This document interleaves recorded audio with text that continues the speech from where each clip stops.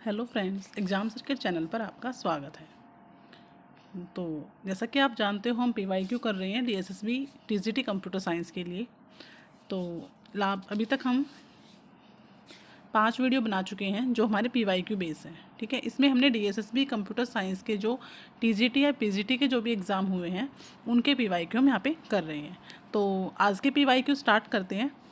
तो first question है, which statement is not correct regarding ternary operator in C plus plus. तो देखो, ternary operator क्या होता है।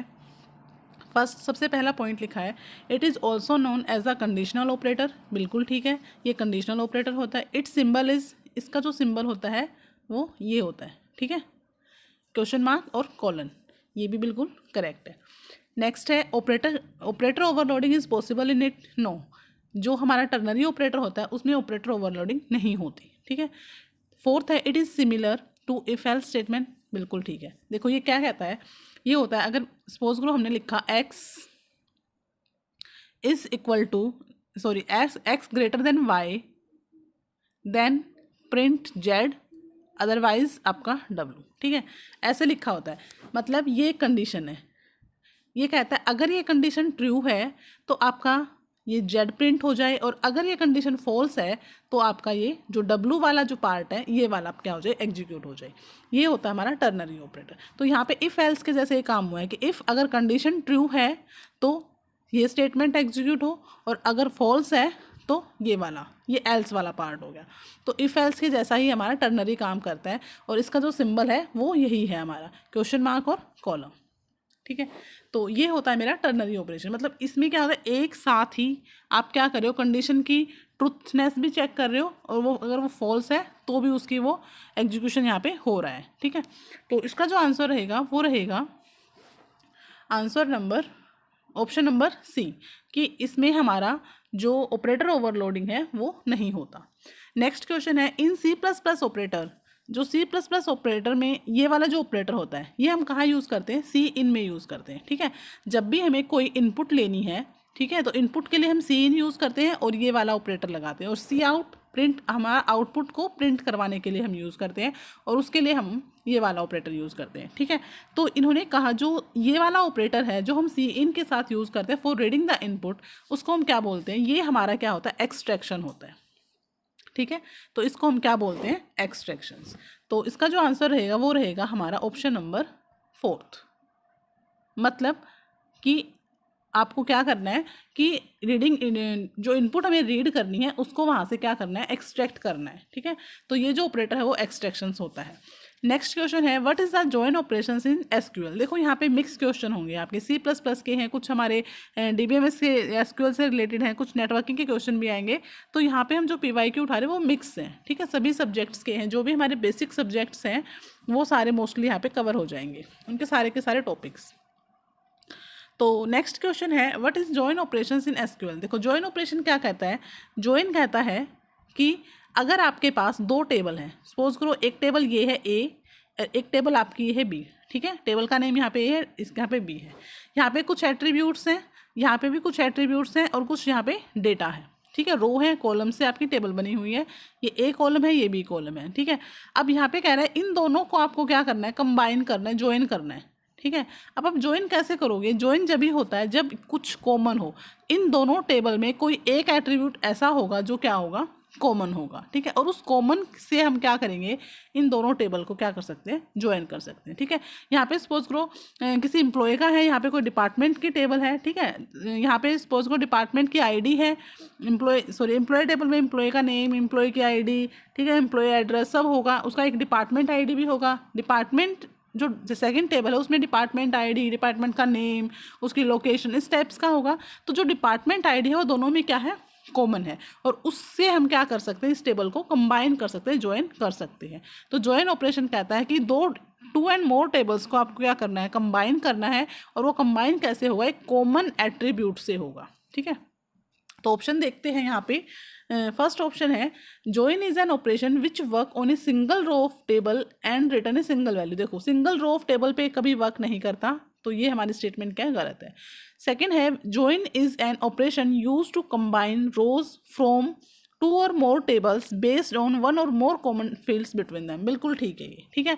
मतलब आपको क्या करना है, टू एंड मोर टेबल्स की को क्या करना, कंबाइन करना, उनकी सभी रोज को कंबाइन करना, एक सिंगल रो को नहीं, उसकी सारी की सारी रोज जितनी भी हैं। और कैसे वो कंबाइन होगा, एक कॉमन एट्रीब्यूट, फील्ड क्या होता है, एट्रीब्यूट्स होता है, ठीक है, एक कॉमन एट्रीब्यूट से होगा। तो ऑप्शन नंबर सेकंड हमें मिल चुका है। थर्ड भी पढ़ लेते हैं हम, ऑप्शन क्या है, join is an operation which is use to combine two different keys, ऐसा नहीं होता। And is used to select group rows of a table that contains the same value। यहाँ पे सेम वैल्यू की बात नहीं, सेम एट्रीब्यूट की बात हो रही है, ठीक है। तो इसका जो आंसर रहेगा वो रहेगा option number second. Next question है हमारा, विच of the following is not a part of data definition language in RDBMS, ठीक है। देखो ये क्वेश्चन, इस टाइप का क्वेश्चन हमने कल भी किया था। तो ये क्या कहता है कि DDL का बताना है हमें। हमने देखा था जो हम SQL हमारी स्ट्रक्चर्ड क्वेरी लैंग्वेज होती है वो 3 लैंग्वेज पे वर्क करती है। एक होता है हमारा DDL, एक होता है DML और एक होता है हमारा DCL, ठीक है।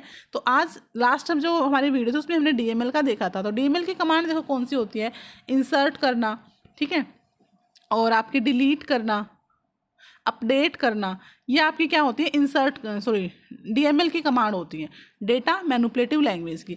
DDL क्या कहता है, DDL कहता है कोई भी टेबल, मतलब डेटा डेफिनेशन लैंग्वेज, मतलब जो टेबल बन रही है उसका स्ट्रक्चर हम डिफाइन करते हैं इसमें, ठीक है। तो टेबल आपको क्रिएट करनी है, ठीक है, टेबल के अंदर क्या करना है, ऑल्टर करना है, टेबल ड्रॉप करनी है, ड्रॉप का मतलब यहाँ पे डिलीट से है, ठीक है। तो ये आपकी DDL कमांड होती है। और हमारी जो कंट्रोल कमांड होती है इसके अंदर हमारी ग्रांट होगी, रिवोक होगी, या फिर सेव पॉइंट वगैरह जो इस टाइप्स के होते हैं वो हमारी DCL में होती है, ठीक है। तो यहाँ पे जो पूछा है कि DDL का पार्ट नहीं है, तो फर्स्ट है अल्टर टेबल, ये DDL का पार्ट है, क्रिएट भी, ड्रॉप भी, लेकिन इंसर्ट टेबल किस में होता है, आपकी DML का पार्ट है। तो इसका जो आंसर रहेगा वो रहेगा ऑप्शन नंबर 4। नेक्स्ट क्वेश्चन है आपका question number 5, which of the following is specified by the function prototype in C++। Function की प्रोटोटाइप पूछ रहा है, ठीक है। तो देखो फंक्शन की रिटर्न टाइप भी होती है, फंक्शन का नेम भी होता है, और कितने नंबर और कितने टाइप्स ऑफ कुछ टाइप का आर्ग्यूमेंट उसमें होगा। तो हम जब भी फंक्शंस को डिक्लेयर करते हैं तो क्या लिखते हैं, सबसे पहले फंक्शन की रिटर्न टाइप लिखते हैं, उसके बाद फंक्शन का कोई नेम होगा, देन उसके कुछ पैरामीटर्स या कुछ आर्ग्यूमेंट्स होंगे, कितने नंबर ऑफ आर्ग्यूमेंट्स हैं, किस टाइप के हैं, इंटीजर हैं, फ्लोट हैं। तो ये तीनों ही स्टेटमेंट्स जो हैं होती हैं हमारी फंक्शन के प्रोटोटाइप में। तो इसका जो आंसर रहेगा वो रहेगा हमारा ऑप्शन नंबर 3, ठीक है। First, second and third, return type भी होता है, फंक्शन नेम भी होता है, टाइप्स ऑफ आर्ग्यूमेंट है, नेम, नंबर ऑफ आर्ग्यूमेंट्स भी होता है। तो ऑप्शन नंबर 3 रहेगा, तीनों स्टेटमेंट्स होती हैं इसमें। क्वेश्चन नंबर 6 है, in C++ bool data type is use to hold how many value. देखो बूल मतलब बूलियन डेटा की बात हो रही है। बूलियन डेटा क्या करता है, सिर्फ 2 वैल्यू पे वर्क करता है, ट्रू या फॉल्स, ठीक है, ऑन या ऑफ, 0 या 1, ठीक है। मतलब बूलियन का मतलब होता है 2 ही वैल्यू। तो यहाँ पे कितनी वैल्यूज होंगी, इसका जो आंसर रहेगा वो रहेगा ऑप्शन नंबर 2, ठीक है। 2 वैल्यू पे वर्क करता है bool data type. 7th question है, two way merge sort algorithm is use to sort the following elements in ascending order. Okay, यहाँ पे मर्ज शॉर्ट का क्वेश्चन आया है। ये कहता है कि कुछ एलिमेंट्स आपको गिवन है, इनको आपको असेंडिंग ऑर्डर में क्या करना है, अरेंज करना है, शॉर्ट करना है, और कौन सी शॉर्टिंग एल्गोरिथम से, मर्ज शॉर्ट से करना है। और इसने पूछा है what is the order of these elements after second pass. Okay, second पास के बाद बतानी है कि क्या आपके जो एलिमेंट्स उनकी क्या सिक्वेंस रहेगी। देखो असेंडिंग ऑर्डर में करना है, आपको सबको पता है कि शॉर्टिंग का काम ही क्या होता है, डेटा को अरेंज करना, या तो असेंडिंग में या डिसेंडिंग में। तो फाइनल आंसर तो सबको पता है, अगर असेंडिंग में बोल रहा है तो सबसे पहले सबसे छोटा एलिमेंट्स आएगा, फिर देन उससे बड़ा, उससे बड़ा, ऐसे होगा। डिसेंडिंग की बात करते तो पहले सबसे बड़ा फिर छोटा। तो ये है, लेकिन इस टाइप के जो क्वेश्चन होते हैं वो इसमें हमारे ये पास ही पूछता है कि सेकंड पास के बाद हमारे एलिमेंट्स की क्या सीक्वेंस रहेगी, थर्ड के बाद क्या रहेगी। तो इस टाइप के क्वेश्चन आते हैं, क्योंकि फाइनल जो शॉर्टिंग हो जाएगी, फाइनल जो पास होगा उसके बाद तो हमें पता है असेंडिंग में आएगा डेटा या डिसेंडिंग में आएगा, ठीक है। तो यहाँ पे इन्होंने सेकंड पास की बात की है। तो देखो इस टाइप के क्वेश्चंस को हम कैसे करते हैं, यहाँ पे मर्ज शॉर्ट का। तो यहाँ पे सबसे पहले मर्ज क्या करता है, मर्ज कहता है डिवाइड एंड कॉन्क्यूर पे बेस होता है। फिर कि पहले आप क्या करो, जो भी हमारे एलिमेंट्स हैं उनको डिवाइड करते जाओ, उनको बिल्कुल इंडिविजुअल, मतलब उनकी पार्टीशनिंग करते जाओ, ठीक है। उसके बाद क्या करो, उनको फिर अरेंज करो असेंडिंग ऑर्डर में, और फिर उनको क्या करो, कंबाइन करो। तो ये हमारी जो है वो डिवाइड और कॉन्क्यूर पे डिपेंड करती है, ठीक है। मतलब पहले आप डिवाइड करो, देन आप क्या करो, मर्ज शॉर्ट लगा के क्या करो, मर्ज प्रोसेस लगा के क्या करो, उसको अरेंज करो और फिर उनको क्या करते जाओ, कंबाइन करते जाओ। ठीक है, तो ये होता है। देखो यहाँ पे कैसे होगा, फर्स्ट सबसे पहले देखो क्या है, ये है हमारे पास, क्या है 200 है। हम पहले क्या करेंगे, इसको डिवाइड करेंगे। तो यहाँ पे टोटल कितने एलिमेंट्स हैं, 6 7 8 9 10 है। तो हम क्या करेंगे, 10 को जब हमने किया तो 5 के हमारे बन जाएंगे। एक बार हमने जब इसको डिवाइड किया तो ये था 150 था, 80 था और 90 था, हमारा ये बन गया। हम पार्टीशन करते हैं ना, तो हमने एक पार्ट लेफ्ट साइड का पार्ट किया, उसके बाद जो हमारा राइट साइड का सेकंड पार्ट होगा उसमें हमारे कौन कौन से नेक्स्ट 5 एलिमेंट्स आ जाएंगे, 400 300 200 और 70, इस तरह से आए। फिर हमने क्या किया, इसको भी फिर क्या किया, हमने आगे फर्दर इसको किया। मतलब क्या है कि लास्ट में जब हम इसको पार्टीशन करेंगे तो हमारे सारे के सारे एलिमेंट्स क्या आ जाएंगे, जब हम ऐसे इसको क्या करते हैं, डिवाइड करते हैं, तो लास्ट में हमारे जो इंडिविजुअल एलिमेंट्स आ जाएंगे। तो इंडिविजुअल एलिमेंट्स ऐसे हो गए। ठीक है, नेक्स्ट एलिमेंट हमारा क्या हुआ, 50 हुआ, देन हमारा 80 हुआ। मतलब हर एक एलिमेंट्स हमारा क्या हो जाएगा, इंडिविजुअल हो जाएगा। ठीक है, तो यहाँ पे 40, फिर हमारा 400 हुआ, देन हमारा 300 हुआ, फिर देन 120 हुआ और 70 हुआ। मतलब जब हम इसको पार्टीशन कर रहे हैं तो लास्ट में हम सब क्या करते हैं, इंडिविजुअल हमारे एलिमेंट्स आ जाते हैं। ठीक है, फिर हम क्या करते हैं कि पहले हम फर्स्ट पास करेंगे। ठीक है, अब हमारा क्या होगा, अरेंज होगा डेटा। तो जब हमने फर्स्ट पास किया तो देखो फर्स्ट पास में हमारे क्या हुआ, सबसे पहले हमने क्या किया, इन दोनों को कंबाइन किया। ठीक है, इन दोनों को क्या किया, अरेंज किया, सॉरी कंबाइन अरेंज किया। तो पहले अरेंज करेंगे फिर कंबाइन करेंगे। तो पहले हमने अरेंज किया इन दोनों को, तो इन दोनों में 200 छोटा है तो 200 आगे रहेगा, 470 बाद में आएगा। इसके बाद अब हमने इस पेयर को उठाया, अब इस पेयर को उठाया तो यहाँ पे क्या हो जाएगा, 80 आगे हो जाएगा और 150 पीछे हो जाएगा। ठीक है, फिर हमने इन दोनों को उठाया तो 90 आगे रहेगा और 90 और 40 में 40 बड़ा है, छोटा है, तो 40 आगे रहेगा, 90 बाद में आ जाएगा। ठीक है, उसके बाद हमारा ये वाला पेयर है 400 और 300 वाला, तो 300 आगे आएगा और 400 हमारा बाद में आएगा। और उसके बाद हमारा 120 और 70 में 70 आगे आएगा और 120 पीछे आएगा। ठीक है, तो ये तो हमने क्या किया, फर्स्ट पास किया कि हमने एलिमेंट्स को सबसे पहले पार्टीशन किया, बिल्कुल इंडिविजुअल पार्टीशन बना दिया, सबका अलग अलग पार्ट हो गए। फिर हमने क्या किया, दो दो एलिमेंट्स को आपस में कंपेयर किया। ठीक है, कंपेयर किया, जो छोटा एलिमेंट्स है वो आगे आएगा, बड़े वाला पीछे चला जाएगा। तो इस तरह से हमने फर्स्ट पास कर लिया। अब सेकंड पास किस किस के बीच में होगा, अब सेकंड पास कहता है ये हमारा अरेंज हो गया, ये अरेंज हो गया, मतलब मतलब पेयर में हमारे जो एलिमेंट्स हैं वो क्या हो चुके हैं, यहाँ पे शॉर्ट हो चुके हैं। ठीक है, अब सेकंड पास क्या कहता है कि अब हमारा, अब ये वाला एक कंप्लीट बन गया, इसका इसके साथ करेंगे हम। ठीक है, तो जब हमने इसके साथ किया, देखो फर्स्ट पास में तो हमने क्या किया, इनको इंडिविजुअल किया। सेकंड पास में हमने सेकंड पास किया है, सॉरी, ठीक है, फर्स्ट पास में हमने क्या किया, सबको अलग अलग कर लिया। ठीक है, उसके बाद सारे इंडिविजुअल शॉर्ट हो गई। फर्स्ट पास कहता है कि हमने सबको अलग अलग किया और इंडिविजुअली सारे शॉर्ट हैं। ठीक है, अब सेकंड पास क्या कहता है कि हमने पेयर में किया। ठीक है, पेयर में किया, तो जब हमने पेयर में किया तो देखो सेकंड पास के बाद हमारी क्या एलिमेंट्स की सीक्वेंस आई, पहले सबसे पहले 200, फिर 470, देन आपका यहाँ पे 80, उसके बाद हमारा 150, नेक्स्ट हमारा 40, फिर 90, फिर हमारा 300, 400 और यहाँ पे हमारा क्या आया था 70 और 120। ठीक है, तो ये हमने सेकंड पास में किया। फर्स्ट पास में क्या था, हमने पहले पार्टीशन किया। फर्स्ट पास में हमने सिंगल सिंगल को क्या किया, अरेंज किया। अब सिंगल सिंगल सारे एलिमेंट्स क्या होते हैं, क्या होंगे, शॉर्ट ही होंगे, तो हो गया। सेकंड पास में फिर हमने शॉर्टिंग लगाई दो दो के पेयर करके, तो सेकंड पास में हमने यहाँ पे दो दो के पेयर बनाए हैं।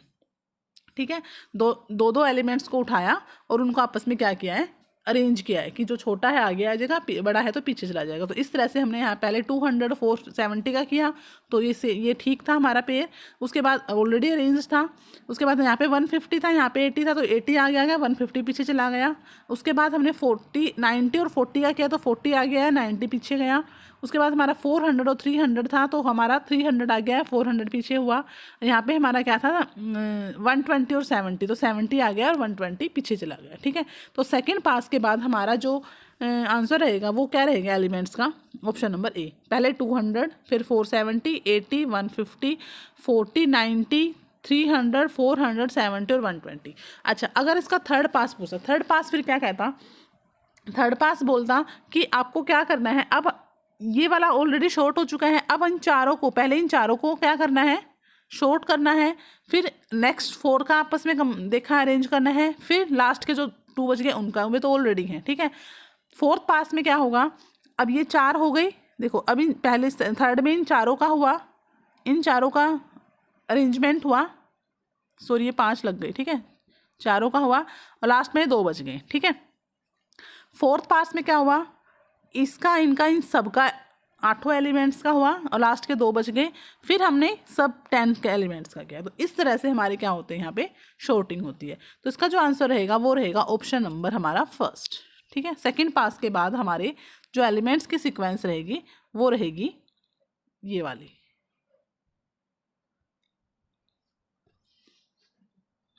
कुछ नहीं करना, पहले हमें पार्टीशन किया, पहले हम फर्स्ट पास में हम इंडिविजुअल को करेंगे शॉर्ट, उसके बाद सेकंड पास में हम 2-2 के पेयर में इनको शॉर्ट करेंगे, फिर हमारा जो एक पार्ट था 2 का और दूसरा नेक्स्ट 2 का था, उन चारों का आपस में अरेंज करेंगे, फिर हमारे 4 वो हो जाएंगे, 4 एलिमेंट्स हमारे क्या हो गए, अरेंज्ड हो गए। फिर हमने जो फर्स्ट 4th एलिमेंट्स है और नेक्स्ट 4th हैं, फिर हमने उनका आपस में करेंगे, फिर हमारे 8 एलिमेंट शॉर्ट हो गए, फिर लास्ट 2 बचे हैं उनके साथ हम शॉर्टिंग करेंगे। तो इस तरह से हमारे जो है एलिमेंट्स क्या हैं, सारे के सारे क्या हो जाएंगे, शॉर्ट हो जाएंगे। तो सेकंड पास में हमारा आंसर क्या रहेगा, ये रहेगा। नेक्स्ट क्वेश्चन है, what is the complexity of selection short algorithm. तो सिलेक्शन शॉर्ट के एल्गोरिथम की कॉम्प्लेक्सिटी क्या होती है, ऑर्डर ऑफ n² होती है, ठीक है। क्योंकि इसकी क्या होती है, बेस्ट केस में, वर्स्ट केस में और एवरेज केस में, तीनों केसेस में इसकी जो कॉम्प्लेक्सिटी रहती है वो क्या होती है, ऑर्डर ऑफ n², ठीक है। नेक्स्ट क्वेश्चन है, in C++ namespace defines a dash for the identifiers that are used in a programme.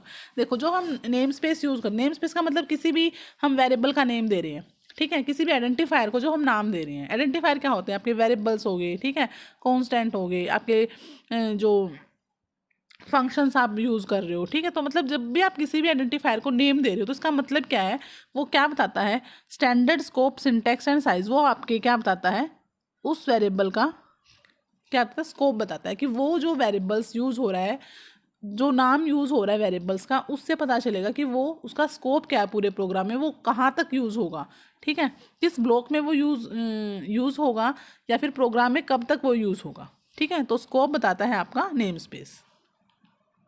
Next question है आपका, by default in C++ the member of a class are dash while by default the member of a structure. देखो class के जो members होते हैं by default वो आपके क्या होते हैं, प्राइवेट रहते हैं, ठीक है। जब तक आप, अगर आपने सिंपल लिखा कि आपने सिंपल लिखा इंट ए, क्लास के अंदर कुछ भी लिखा इंट ए, तो अगर आपने इसका यहाँ पे क्या लिखा, अगर यहाँ पे आप इसका यूज़ नहीं कर रहे हो, पब्लिक, प्राइवेट, कोई भी ऐसा आइडेंटिफायर यहाँ पे यूज़ नहीं कर रहे हो, तो इट मीन्स बाय डिफॉल्ट ये क्या होता है, क्लास के जो मेंबर्स होते हैं वो प्राइवेट रहते हैं, ठीक है। अगर आपने इसके आगे पब्लिक लिख दिया तो फिर क्या बन जाएगा, पब्लिक बन जाएगा। लेकिन इसका अपोजिट होता है आपका स्ट्रक्चर में। जब आप स्ट्रक्चर डिफाइन करते हो C++ में, तो स्ट्रक्चर के जो मेंबर फंक्शंस होते हैं, डेटा मेंबर्स होते हैं, वो क्या रहते हैं, पब्लिक रहते हैं, ठीक है। तो इसका जो आंसर रहेगा वो रहेगा प्राइवेट और पब्लिक। प्राइवेट और पब्लिक है आपका ऑप्शन नंबर सेकंड में, ठीक है। जो क्लास के मेंबर्स होंगे वो प्राइवेट होते हैं बाय डिफॉल्ट, और जो स्ट्रक्चर के होते हैं वो आपके पब्लिक होते हैं, ठीक है। नेक्स्ट क्वेश्चन है, what is the symbol and associativity of for the assignment operator. देखो असाइनमेंट ऑपरेटर का सिंबल्स क्या होता है, सबसे पहले असाइनमेंट ऑपरेटर हमारा ये वाला होता है, ठीक है, सबको पता है, ये आपका इक्वल टू होता है, ये आपका असाइनमेंट ऑपरेटर है, और इसकी जो एसोसिएटिविटी होगी वो हमेशा राइट टू लेफ्ट होती है, ठीक है, राइट टू लेफ्ट होती है। बाकी जो आपके होते हैं प्लस माइनस, इन सब की क्या होती है, लेफ्ट टू राइट होती है, ठीक है। तो यहाँ पे जो आंसर रहेगा, देखो अगर हम ऑप्शन की बात करें, फर्स्ट देखो, फर्स्ट असाइनमेंट ऑपरेटर का ये सिंबल ही नहीं होता, इक्वल टू है ये। सेकंड है, हाँ सेकंड वाला जो ऑप्शन है उसका जो सिंबल है वो ठीक है, लेकिन लेफ्ट टू राइट उसकी एसोसिएटिविटी नहीं होती, ठीक है। उसके बाद ये कोई सिंबल नहीं होता, और देन फोर्थ आपका क्या रहेगा, सही आंसर रहेगा। नेक्स्ट क्वेश्चन है, विच ऑफ द फॉलोइंग, एक सेकेंड,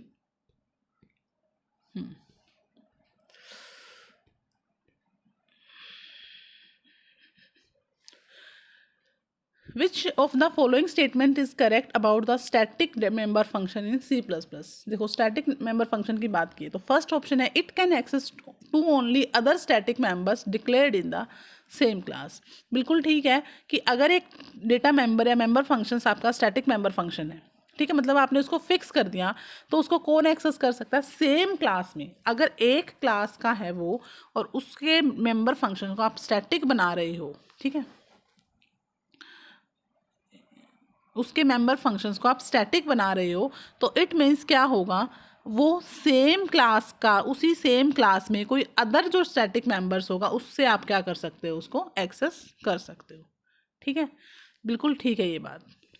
नेक्स्ट क्वेश्चन है, it can not be called using the class name instead of its object. It can not be called using the class name. इन्होंने बोला कि ये class name से call नहीं हो सकते। ऐसा तो नहीं होता, तो करेक्ट पूछा है, तो ये स्टेटमेंट क्या है, गलत है। क्लास नेम से भी हम क्या कर सकते हैं, डेटा मेंबर्स को एक्सेस कर सकते हैं।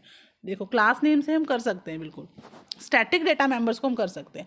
अगर कोई मेंबर फंक्शन स्टैटिक नहीं है, ठीक है, आपने कुछ भी नहीं डाला, तो आप उसको ऑब्जेक्ट्स के थ्रू एक्सेस कर सकते हो। लेकिन अगर वो स्टैटिक है तो आप उसको क्लास के नेम से भी क्या कर सकते हो, एक्सेस कर सकते हो। अगर आपने स्टैटिक बनाया है तो आप उसका ऑब्जेक्ट, उस क्लास का ऑब्जेक्ट मत बनाओ, ठीक है, आप क्लास के नेम से भी क्या कर दो, उस मेंबर फंक्शंस को आप एक्सेस कर सकते हो। ठीक है, तो ये स्टेटमेंट यहाँ पे गलत है, ओनली वन स्टेटमेंट आपके यहाँ पे ट्रू है। ठीक है, क्योंकि ऑब्जेक्ट ना भी है तो भी हम क्लास के नेम से स्टैटिक डेटा मेंबर फंक्शंस को हम क्या कर सकते हैं, एक्सेस कर सकते हैं। नेक्स्ट क्वेश्चन है, which of the following statement is correct regarding word keyword. अच्छा, वर्ड कीवर्ड की बात की है। To specify the return type of a functions when it is not returning any value. बिल्कुल ठीक है, ये आपकी क्या रिटर्न टाइप होती है, वर्ड फंक्शन से पहले आपको लिखा होगा वर्ड सम, वर्ड स्क्वेयर, इस टाइप लिखा होता है। ठीक है, तो ये हमेशा एक रिटर्न टाइप होती है, बट ये कुछ भी रिटर्न नहीं करती। ठीक है, ये बिल्कुल ठीक है। सेकेंड है, it indicate an empty argument list to a functions. मतलब एम्प्टी आर्गूमेंट की लिस्ट होती है, ये बताता है, मतलब ऐसा, ये क्या है, एक रिटर्न टाइप होते हुए भी ये कुछ भी रिटर्न नहीं करता, मतलब ये एम्प्टी लिस्ट रखती है। तो दोनों ही स्टेटमेंट यहाँ पे क्या है, करेक्ट है। तो ऑप्शन नंबर सेकंड इसका आंसर रहेगा। नेक्स्ट क्वेश्चन है, which of the following is not a type of network topology. अब आपके नेटवर्क टोपोलॉजी के क्वेश्चन आ गए, अभी तक हम C++ के क्वेश्चन कर रहे थे। ठीक है, तो देखो, नेटवर्क टोपोलॉजी की बात करें तो स्टार टोपोलॉजी भी होती है, हाइब्रिड भी होती है, रिंग भी होती है, लेकिन सिंगल टोन कोई भी नेटवर्क टोपोलॉजी नहीं है। आपकी स्टार टोपोलॉजी, हाइब्रिड है बस, रिंग है बस, ट्री टोपोलॉजी, ये सारी टोपोलॉजी होती है। ठीक है, बेसिक क्वेश्चन है बिल्कुल ही। नेक्स्ट क्वेश्चन है आपका, विच of the following is not the file format of graphics. Okay, graphics का फाइल फॉर्मेट नहीं है। देखो, ग्राफिक्स की अगर बात करें तो GIF फॉर्मेट भी होता है, JPG फाइल फॉर्मेट भी होता है, PNG की फाइल फॉर्मेट भी होता है, लेकिन वेव कोई भी फाइल फॉर्मेट नहीं होता। ठीक है, तो इसका जो आंसर रहेगा वो रहेगा option number second. Next question है, अगर हम एस्पेक्ट रेशो की बात करें तो रेशो क्या होती है, देखो एस्पेक्ट रेशो क्या कहता है, अगर हम जब ग्राफिक्स की बात कर रहे हैं, ठीक है, तो कोई भी अगर हमारे पास ग्राफिक्स है और उसका अगर कहें कि उसका एस्पेक्ट रेशो क्या होगा, तो वो हमेशा क्या होता है, विड्थ डिवाइड बाय हाइट। ठीक है, मतलब विड्थ टू हाइट का रेशो होता है। ठीक है, तो ऑप्शन नंबर इसका जो रहेगा फर्स्ट रहेगा आंसर। ठीक है, विड्थ और हाइट का रेशो होता है उसमें, तो विड्थ डिवाइड बाय हाइट होती है, तो वही रेशो ही होता है आपका। नेक्स्ट क्वेश्चन है, which of the following is not a NP complete problem. नहीं है, नहीं है, नोट पूछा है। देखो, ट्रैवलिंग सेल्समैन भी नहीं है NP problem, Hamilton cycle problem भी नहीं है, क्लू प्रॉब्लम भी नहीं है, shortest path, sorry, travelling salesman problem है, हैमिल्टन है, तो जो शॉर्टेस्ट पाथ प्रॉब्लम है ये आपकी जो है NP के अंदर नहीं आती, ये आपकी क्या होती है, ग्रीडी अप्रोच होती है। ठीक है, ये कैसी अप्रोच है, ग्रीडी अप्रोच के अंदर आता है, तो NP के अंदर आपकी शॉर्टेस्ट पाथ प्रॉब्लम जो है वो नहीं होती। तो इसका जो आंसर रहेगा वो रहेगा option number second, shortest path problem. Next question है 18 question, memory buffer which stores the image definition is known as. जब हम ग्राफिक्स में इमेज की डेफिनेशन को स्टोर करते हैं, ठीक है, तो देखो, जब भी आप कोई इमेज बना रहे हो, ठीक है, ग्राफिक्स में, तो उसकी कितनी हाइट होगी, क्या विड्थ रहेगी, कितना रिजोल्यूशन होगा, सारे के सारा जो उसका डेटा है उससे रिलेटेड जो भी इंफॉर्मेशंस होती हैं वो हम कहाँ, मेमोरी में कहीं ना कहीं स्टोर करते हैं। ठीक है, तो उस मेमोरी बफर को हम क्या बोलते हैं, वो हमारा होता है फ्रेम बफर। ठीक है, ग्राफिक बफर नहीं होता, पिक्चर बफर नहीं होता, पिक्सल भी नहीं होता, फ्रेम बफर में हमारे जो इमेज बनेगी उसकी सारी की सारी इन्फॉर्मेशन क्या होती है, स्टोर होती है। तो आप ऑप्शन नंबर 4 इसका आंसर रहेगा। नेक्स्ट क्वेश्चन है 19th, the number of vertices in undirected graph with odd degree is always. Okay, देखो इन्होंने बोला एक अनडायरेक्टेड ग्राफ है।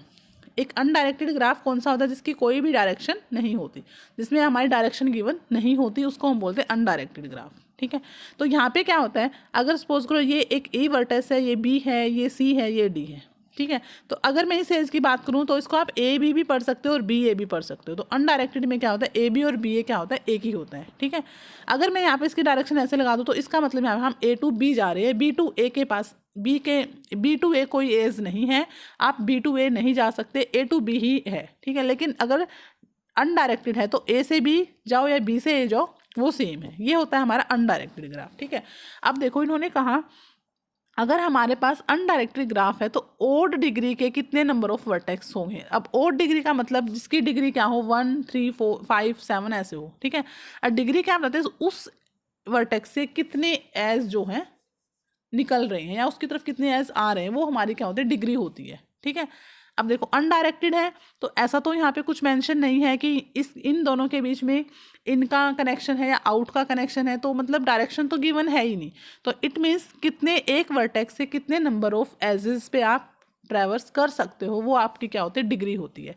तो अगर हमारा ये अनडायरेक्टेड ग्राफ है तो देखो इस ए से यहाँ पे कितने मतलब ट्रैवर्स, बी भी ट्रैवर्स कर सकते हो, सी भी कर सकते हो, इसका मतलब इसकी डिग्री क्या है, 2 है। ठीक है, बी से भी सबकी डिग्री 2 है, लेकिन यहाँ पे ओड डिग्री की बात हुई तो इट मीन्स कोई एक एज ऐसा भी होगा। ठीक है, क्योंकि यहाँ पे ओड डिग्री तभी बनेगी जब कोई एक एज और होगा यहाँ पे, क्योंकि यहाँ पे अगर ये वाला एज नहीं लगाएंगे तो सबकी डिग्री क्या है, 2 है। ए की भी 2 डिग्री है, बी की भी, सी की भी, डी की भी, सबकी इवन डिग्री हो गई यहाँ पे। ठीक है, लेकिन ओड डिग्री की बात हुई तो इट मीन्स एक एज हमारा ये वाला होगा। ठीक है, अब अगर ये वाला एज है तो आप देखो ए की कितनी डिग्री होगी, ए से आप बी जा रहे हो, सी जा रहे हो, डी जा सकते हो, तो इसकी डिग्री कितनी हो गई, 3 हो गई। अगर हम बी की बात करें तो देखो बी से आप ए पे आ रहे हो और बी से आप डी पे जा रहे हो, तो इसकी डिग्री कितनी हो गई यहाँ पे, 2।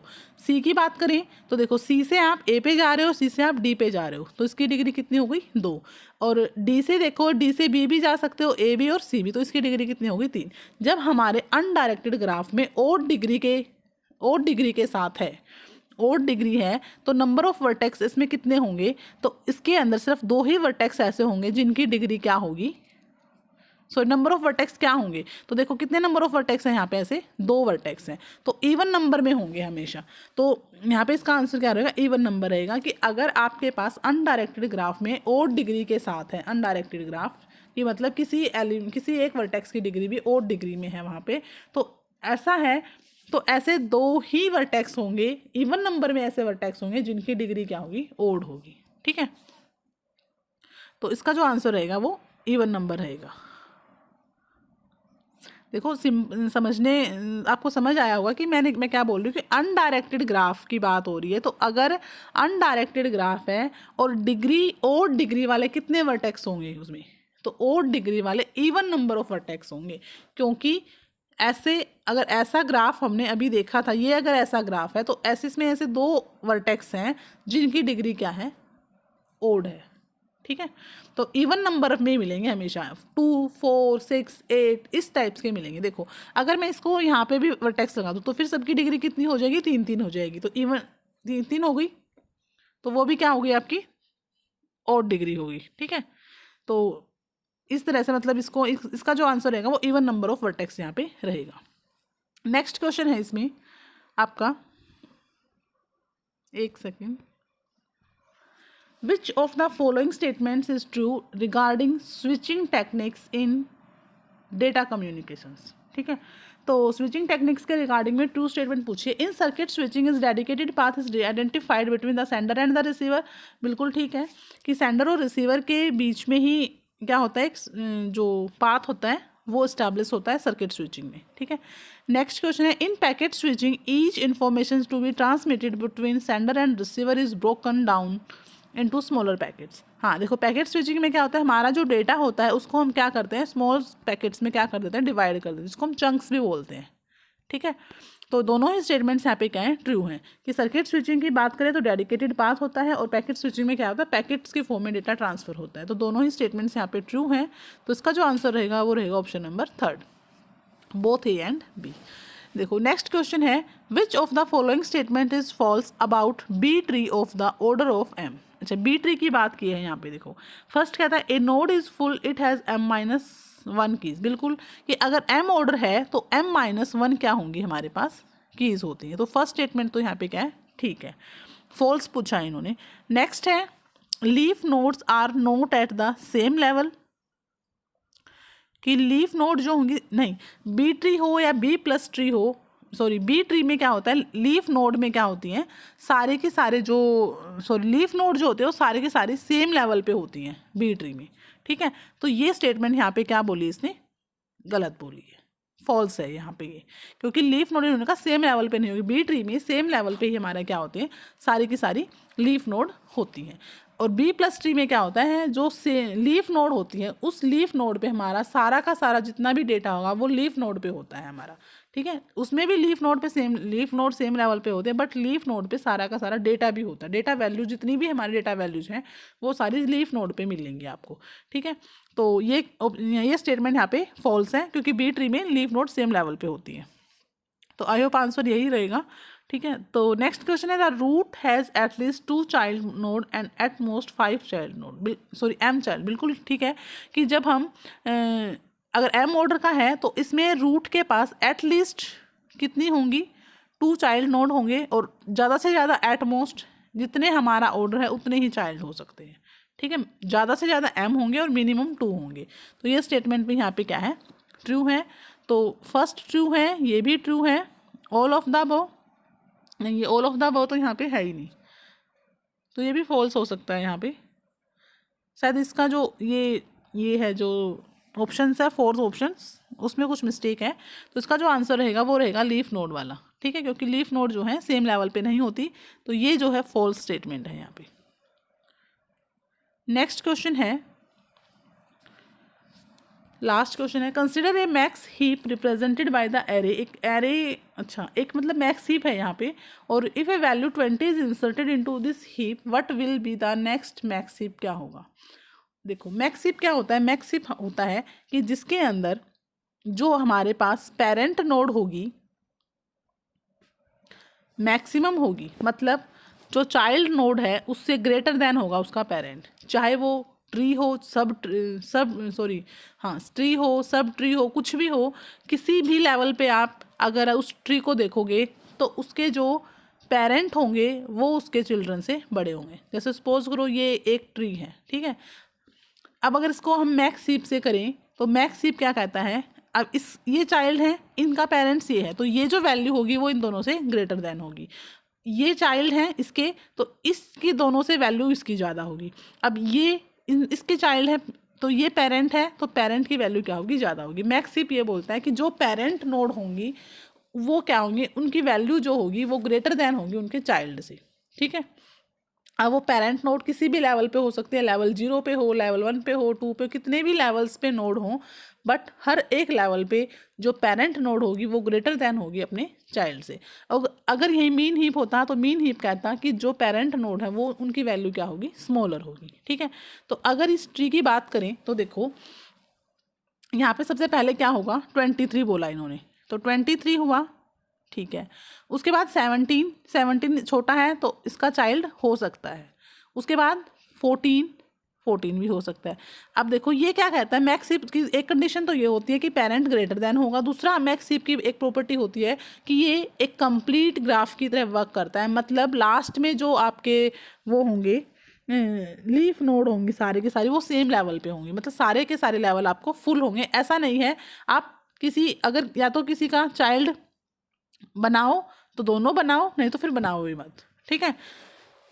तो कंप्लीट ग्राफ की प्रॉपर्टी को भी फॉलो करता है और साथ में फिर पेरेंट बड़ा भी होना चाहिए, ठीक है। तो हमने 17 को इसका लेफ्ट चाइल्ड बनाया, 14 को इसका राइट चाइल्ड बनाया, और ये इसका पेरेंट था। तो ये कंडीशन कंप्लीट भी है यहाँ पे ये ट्री, और यहाँ पे क्या है, यहाँ पे इसका पेरेंट भी बड़ा है। नेक्स्ट इसमें क्या है ऑप्शन में, देखो यहाँ पे शायद 6 है या 5 है, देखते हैं 6 है, ठीक है। तो सबसे ऊपर 23, नेक्स्ट आपका 17 एंड 14। अब हम ये लेवल कंप्लीट हो गया। अब हम नेक्स्ट लेवल की बात करें। कंप्लीट ग्राफ वही होता है इसमें हर लेवल फुल होते हैं, ठीक है। अब इसकी बात करें तो यहाँ पे आएगा 6 आ सकता है, बिल्कुल आ सकता है, क्योंकि यहाँ पे क्या है 6 का पेरेंट क्या है 17 है, तो वो बड़ा है। नेक्स्ट इसमें है 13, तो यहाँ पे इसका पेरेंट बिल्कुल बन सकता है, ठीक है। अब नेक्स्ट इसमें क्या आया 10, तो आप 10 को इसका यहाँ पे इसका बना सकते हो, ठीक है। नेक्स्ट इसमें क्या आया 1, तो 1 भी आपका यहाँ पे आ सकता है, क्योंकि इनका भी पेरेंट्स क्या है बड़ा है। नेक्स्ट आया 5। अब देखो अगर मैं 5 को नेक्स्ट लेवल पे कर दूंगी, सपोज करो मैंने 5 को यहाँ पे इंसर्ट कर दिया, तो क्या ये कंप्लीट ट्री हुआ? ये कंप्लीट ट्री नहीं हुआ। कंप्लीट ट्री की प्रॉपर्टी क्या कहती है कि आपके हर एक लेवल फुल होने चाहिए, मीन्स लीफ नोड सारी की सारी सेम लेवल पे होनी चाहिए। तो यहाँ पे लीफ नोड यहाँ भी बन रही है, यहाँ भी बन रही है, तो इट मीन्स हम 5 को यहाँ इंसर्ट नहीं कर सकते, 5 भी आपका यही इंसर्ट होगा, ठीक है। इससे क्या होगा, कंप्लीट ट्री की प्रॉपर्टी फॉलो होगी कि सारे लेवल फुल हैं, दूसरा सारे के सारे लीफ नोड सेम लेवल पे हैं, और तीसरा क्या होगा जो पेरेंट नोड है, अब 16 और 13 का जो पेरेंट है वो है 17, उससे बड़ा है। 10, 1 और 5 का जो पेरेंट है वो है 14, ये भी उससे बड़ा है। और अब बात करते हैं 23 की, तो 17 और 14 का पेरेंट 23 है, तो वो भी बड़ा है। तो ये आपका एक मैक्स हीप है, मीन्स एक कंप्लीट ट्री को ही फॉलो कर रहा है, और साथ में सबके पेरेंट्स भी क्या है, हर एक लेवल पे जो पेरेंट्स नोड है वो अपने चिल्ड्रन से क्या है ग्रेटर देन है। अब ये कह रहा है कि यहाँ पे इसको बोला कि 20 को आप इंसर्ट करोगे, 20 आप कहाँ इंसर्ट करोगे, और फिर उसकी सीक्वेंस बतानी है कि क्या सीक्वेंस रहेगी। तो देखो अगर मैं 20 की बात करूँ कि 20 कहाँ होगा, तो देखो हम हमेशा जब भी इंसर्ट करते हैं वो हम बिल्कुल लास्ट नोड से, लास्ट जो लेवल होता है वहाँ से शुरू करते हैं, मतलब हम एंड से स्टार्ट करते हैं। तो अगर मैं इस 20 को यहाँ पे कहीं इंसर्ट करूँ, तो क्या मैं 20 को लास्ट जो हमारा लीफ नोड है, क्या वहाँ पे हम लीफ नोड पे हम एज ए लीफ नोड उसको इंसर्ट कर सकते हैं? क्योंकि हम जब भी कोई भी इंसर्शन करते हैं मैक्स हीप में, वो हम क्या करते हैं एंड से करते हैं, मतलब बॉटम टू टॉप हम जाते हैं, ठीक है। पहले हम बॉटम पे इसको इंसर्ट करके देखते हैं कि क्या वो कंडीशन सेटिस्फाई हो रही है, सारी प्रॉपर्टीज़ हमारी यहाँ पे सेटिस्फाई हो रही है। अगर ऐसा नहीं हो रहा तो फिर हम उसको एक लेवल ऊपर देखते हैं, इस तरह से हम उसको इंसर्ट करते हैं। तो पहले हमने 20 को यहाँ पे देखा कि क्या हम लीफ नोड पे उसको इंसर्ट कर सकते हैं। तो देखो यहाँ पे मैं 20 को इंसर्ट नहीं कर सकती, क्योंकि फिर उसका 17 जो उसका पेरेंट होगा वो छोटा हो जाएगा। यहाँ भी मैं 20 को इंसर्ट नहीं कर सकती, क्योंकि फिर इससे 14 क्या होगा उसका पेरेंट छोटा हो जाएगा। इट मीन्स मुझे जो 20 है वो यहाँ कहाँ, यहीं इस लेवल पे करना पड़ेगा। इस लेवल पे मैं नहीं कर सकती 20 को इंसर्ट, क्योंकि मैक्स हीप की प्रॉपर्टी फॉलो नहीं हो रही। और अगर मैं यहाँ पे आती हूँ, तो देखो यहाँ पे अगर मैं आई तो क्या, अब देखो सपोज करो मैंने 20 को यहाँ पे इंसर्ट कर दिया, ठीक है, इस लेवल पे मैंने यहाँ इंसर्ट कर दिया, तो इसने क्या किया, यहाँ पे हमारी मैक्स हीप वाली जो ग्रेटर देन वाली प्रॉपर्टी है वो तो फॉलो हो गई कि भाई जो 20 का पेरेंट्स है 23 वो बड़ा है। लेकिन क्या वो कंप्लीट ट्री हुआ? क्योंकि अगर मैंने ऐसा किया, इसका एक थर्ड चाइल्ड बना दिया, तो फिर एक लीफ नोड तो ये हो गई और एक लीफ नोड ये का लेवल ये हो गया, तो यहाँ पे हमारा कंप्लीट ट्री नहीं हुआ, क्योंकि फिर इसके भी चाइल्ड बनाने पड़ेंगे हमें, 20 के भी यहाँ पे क्या बनाने पड़ेंगे, चाइल्ड बनेंगे हमारे, ठीक है। तो 20 के चाइल्ड बनेंगे यहाँ पे, तो 20 के चाइल्ड हमें इंसर्ट करने ही नहीं है, तो इट मीन्स आप इसको एज ए थर्ड चाइल्ड तो नहीं बना सकते। अब आपको क्या करना पड़ेगा, यहाँ पे हमने जब इसको 20 से देखा, 14 से इसको कंपेयर, 17 से इसको कंपेयर किया, तो 17 क्या है, छोटा है 20 से, तो हम इसको रिप्लेस कर देंगे। 20 को इसका क्या बना देंगे, चाइल्ड बना देंगे, पेरेंट बना देंगे, और 17 को हम यहाँ कर देंगे। तो अब आप देखो ये कंप्लीट ट्री भी है और मैक्स हीप भी है। तो 23 का चाइल्ड क्या होगा, 20, 14, 20 के जो चाइल्ड होंगे वो होंगे 6, 13 और 17, और 14 के जो होंगे वो होंगे 10, 1 और 5। इससे आपका क्या हुआ, मैक्स हीप भी हुआ, और आपका क्या हो गया, यहाँ पे मैक्स हीप की प्रॉपर्टी भी फॉलो हुई, और दूसरा आपका जो कंप्लीट ट्री वाला है वो भी आपका यहाँ पे फॉलो हुआ, ठीक है। तो इस तरह से हमने इसको किया, तो इसका जो आंसर रहेगा वो रहेगा आपका, देखो तो इसका जो सीक्वेंस क्या बनेगा, तो आप देखो यहाँ पे 23, 20, 14, 17, 13, 10, 1, 5 और 6। तो मतलब 20 के बाद क्या था आपका, 23 था, उसके बाद आपका चाइल्ड 14 आया था, 14 के बाद आप 17, 13, 10, 1, 5 एंड 6, तो ये आपका क्या बनेगा यहाँ पे सही आंसर होगा। ठीक है, देखो 20, और यहाँ पे ये भी आ सकता है, यहाँ पे देखो ये ऑप्शन नहीं रहा क्योंकि हमने अभी देखा कि ये वाला ऑप्शन हमारा रहेगा सही। ये दोनों तो हमारे वैसे ही कैंसिल हो गए क्योंकि 23 के बाद 20 आएगा, 17 नहीं आएगा। और इन दोनों ऑप्शन में हमने अभी सीक्वेंस देखी कि 23, 20, देन 14, फिर उसके बाद हमारा 17, फिर 13, फिर 10, 1, 5 एंड 6। ठीक है, तो ये इसका आंसर रहेगा। तो ये आपका लास्ट क्वेश्चन था। आई होप आपको क्लियर हुआ होगा। अगर वीडियो अच्छी लगे तो प्लीज़ लाइक करना, चैनल पे नए हो तो सब्सक्राइब करना, कोई डाउट है तो कमेंट बॉक्स में टाइप कर सकते हो। ठीक है, तो मिलते हैं नेक्स्ट PYQ के साथ, तब तक के लिए बाय बाय।